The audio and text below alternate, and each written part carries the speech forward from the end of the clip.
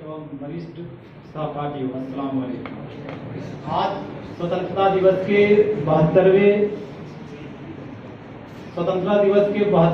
वर्षगांठ की पूर्व संध्या पे हम लोग यहाँ एकत्रित हुए हैं और यहाँ एक बहुत ही ज्वलंत और शिक्षा और उपयोगी शीर्षक पे प्रतियोगिता का आयोजन किया गया है, जिसका शीर्षक है स्वतंत्रता के 70 वर्ष और लोकतंत्र के समक्ष चुनौतियां।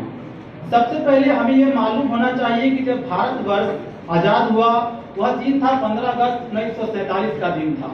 जिस दिन से भारत आजाद हुआ न जाने कितने चुनौतियां इसके सामने आई, लेकिन उसी समय कुछ सांप्रदायिक ताकतों ने, उसी समय कुछ धर्म विशेष के लोगों ने इस भारतवर्ष को एक धर्म विशेष के लिए राष्ट्र बनाने की कोशिश की, लेकिन हमारे पूर्वजों ने, हमारे बुद्धिजीवियों ने उनको नकारते हुए इस भारतवर्ष को एक लोकतंत्र देश बनाया और इसके लिए संविधान तैयार किया गया, जिसे लागू किया गया 26 जनवरी 1950 को, और उसी दिन से भारत एक लोकतंत्र देश बन गया।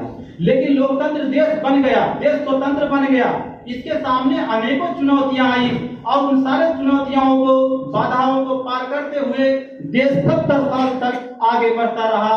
उन सारे चुनौतियों में चाहे वह चीन का युद्ध हो, पाकिस्तान का युद्ध हो, कारगिल युद्ध हो, नोटबंदी हो या बहुत से कठिनाई आई, लेकिन सब बाधाओं को पार किया। लेकिन आज के समय में एक ऐसी चुनौतियां उत्पन्न हो गई है जिसको लगता है कि अब लोकतंत्र खतरे में पड़ गया है और उन सारे चुनौतियों से उभरने के लिए हमें ही आगे आना पड़ेगा। सबसे पहला चुनौती के रूप में अगर देखते हैं तो भारत में वह बेरोजगारी की समस्या है। आज एक बहुत बड़ा छुपी हुई बेरोजगारी के रूप में युवा पीढ़ी जो शिक्षित है और उनके पास कोई रोजगार नहीं है, वह अपने राह से भटक रहे हैं। शिक्षित तो हो गए हैं लेकिन उन्हें कोई रोजगार नहीं मिल रहा है। वो आतंकवादी संगठन ज्वाइन कर रहे हैं, कोई नक्सलाइट बन रहे हैं, कोई उग्रवादी बन रहे हैं और इस तरह देश के लिए खतरा बन रहे हैं। देश आजाद हो गया लेकिन लोगों को रोजगार मुहैया हो, लोगों को जब रोजगार मिलेगा तब जाके इस लोकतंत्र की सुरक्षा होगी और लोग अपने लोकतंत्र में रहेंगे और उसका पालन करेंगे।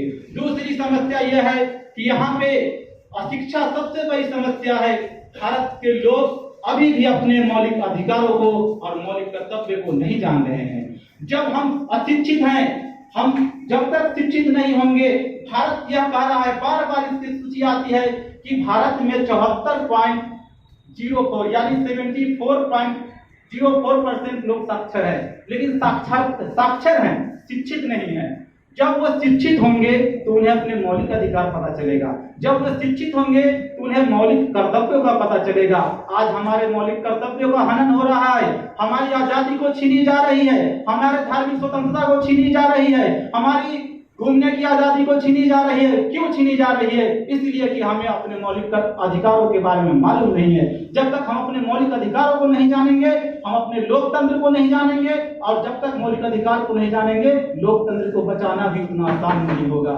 इसलिए मेरे दोस्तों और यहाँ श्रोतागण यहाँ उपस्थित हुए, हद तो तब हो गई जिस देश का सर्वोपरि न्यायालय, सर्वोच्च न्यायालय, सुप्रीम कोर्ट जो सारे कानून को अपने अंदर में देखती है और वहां फैसला सुनाती है, उसको ये कहने पर मजबूर होना पड़ा कि अपना दर्द न कह मुझसे, मैं भी साहब दर्द हूँ। अपना दर्द न कह मुझसे, मैं भी साहब दर्द हूँ।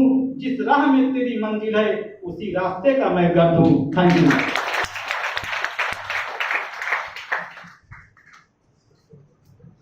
इस सूची का आखिरी नाम मोहम्मद फैज अकरम, एमएड